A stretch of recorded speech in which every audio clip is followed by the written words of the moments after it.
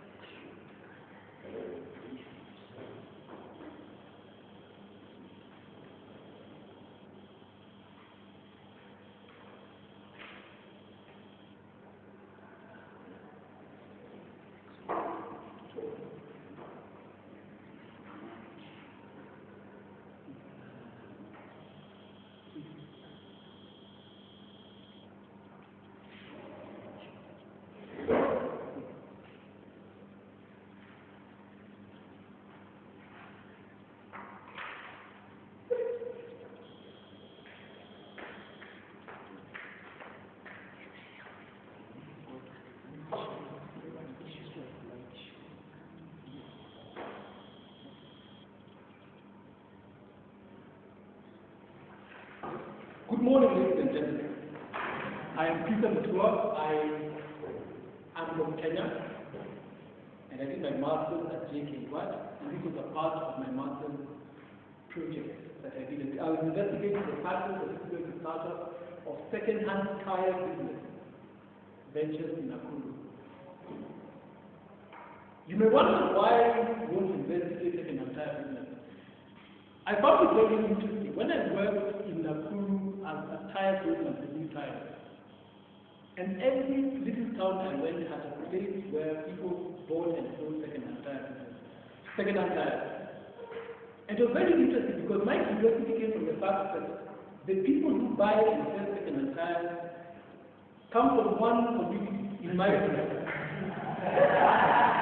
And I was amazed.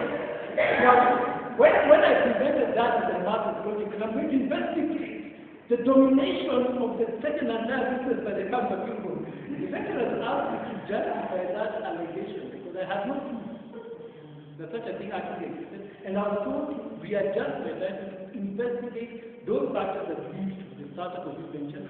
And if during the course of the study I discover that this domination I want to improve, then I can come and investigate that at a later stage.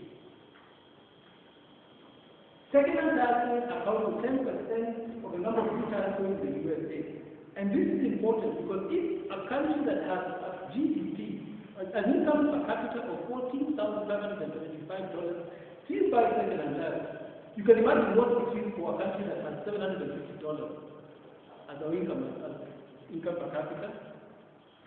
They are more profitable than new tires, but they are not well understood. And this came from my view of the 1999 baseline survey for small and micro and small enterprises in Kenya, where this was not included as a category. Much as these people are spread out to the entire country, there's neither was any many categories, you are not acknowledged, and according to the government, these businesses do not exist. Why is it important? We need to know the ratio of consumers to those tires sold in the market. We need to acknowledge this as a legitimate micro and small enterprise, and we need to understand the entrepreneurs who make this enterprise happen.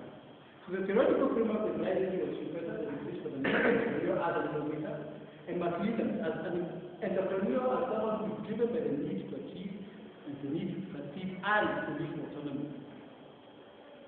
Research methods was exploratory. We targeted all population, the entire population of second-hand tire users, but I focused on Nakuru. The reason being that I am familiar with Nakuru, I live there, and the dealers know me. It's a very secretive place. They will not open up to anybody who they don't know because they have had very bad results with the legal, with law and other enforcement. And this is how the second-hand tire dealers in Nakuru are. This is where they're located, the 22 of them, and they had an opportunity to see what they do. We did administer the questionnaire on them. It was based on the variables. And this is also discovered that they moved 1,080 tires, which is important because if you consider the tire parking dealership for the entire entire Nakuru region, up to Eldoret, up to Narok, sells only 2,000 tires in a month. And if these people are generating more profit, then it means they generate more money than the Firestone dealership in Nakuru. Which means that the second-hand tire dealers generate more profit than Firestone does in any given year. This is male dominated, you can see that. And this was the interesting part. Yes, I found that Akamba are a team of them.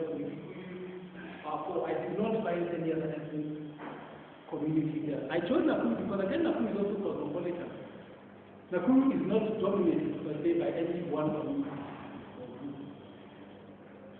This is the distribution by district, and I'll come to that in terms of the network.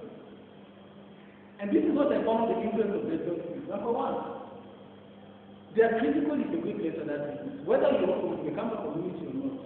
But number two is important because the networks are not formed from where people come from. The networks are formed when you get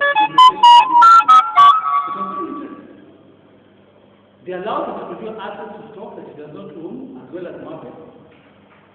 And the customers are part of that network. Why does I meet these people like extremely suspicious? All of them, without exception, have their personal phone numbers written on the outside their shop. And they answer the phone themselves. So they consider the customer to be a part of that network, and that is critical. I was concerned about education because education has been known to prepare workers